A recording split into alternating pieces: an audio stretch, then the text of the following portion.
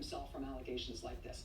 Have we learned anything over the years about due process, not just for the accusers, but also for the accused? Well, I think that you have to take each of these situations, sort of on their own merits. And what we have today is a process that has been rushed, that has been deliberately opaque. And yes, there should be due process for everyone involved.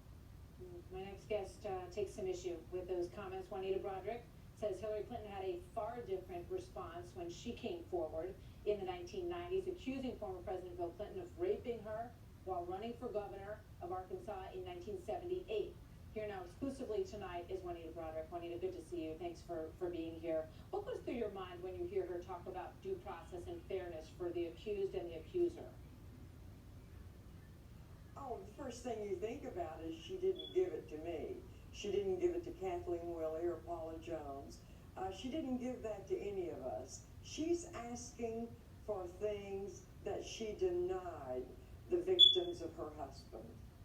And you also say that not only did she not acknowledge what you were accusing her husband of, but that she intimidated you. And this is a soundbite, a clip from an interview that you did a while back, explaining that, I think it was the day after you claimed you were raped by her husband, what her exchange was with you. Watch this.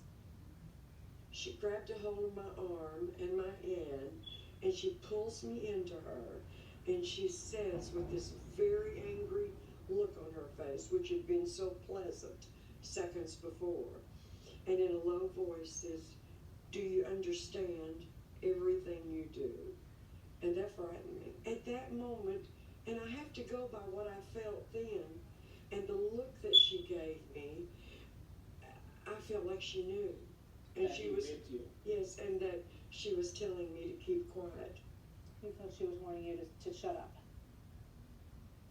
Oh yeah, she was so nice when she first said it to me.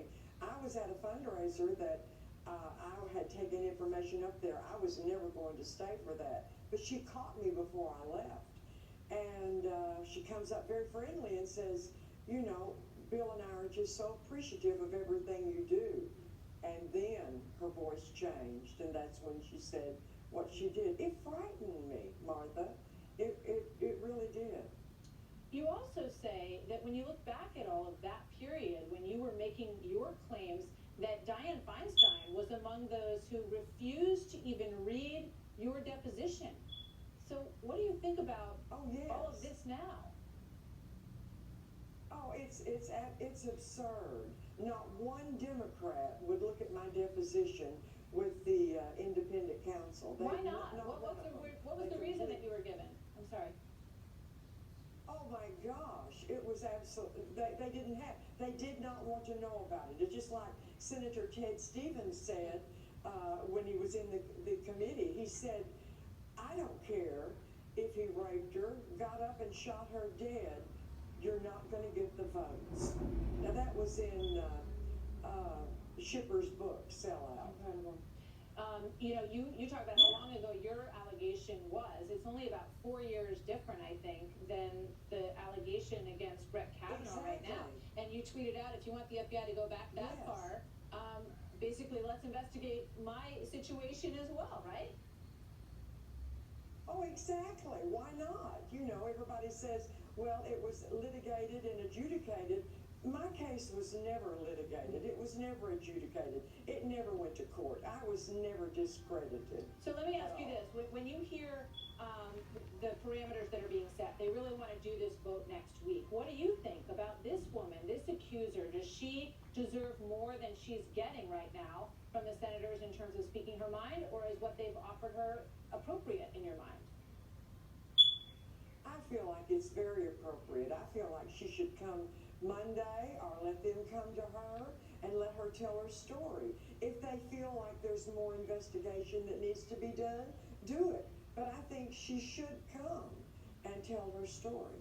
You know, you think about on your case and the Bill Clinton cases, and obviously, you know, so much has changed. You know, now we're in the Me Too movement. It's almost like it's completely opposite, because back then, no one, you know, so many people refused to believe you. Now it feels like you can make an accusation and everyone is supposed to believe you. What do you think about that?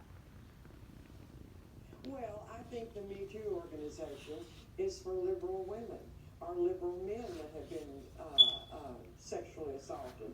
I don't think it includes the Clinton victims at all. I don't think they want us in that. Me Too may help some people, but it certainly has no advantage for me.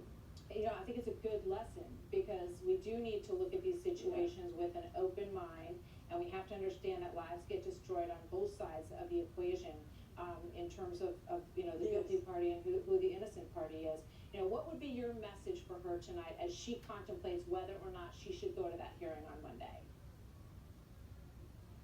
She needs to think exactly what happened. Was it really Brett Kavanaugh that she can remember? She needs to get her story straight, and she needs to be able to recount. I can't imagine being a 15-year-old girl and not telling anyone about it. So that surprises you, that she didn't share it with anyone. You shared it with several people. Yes.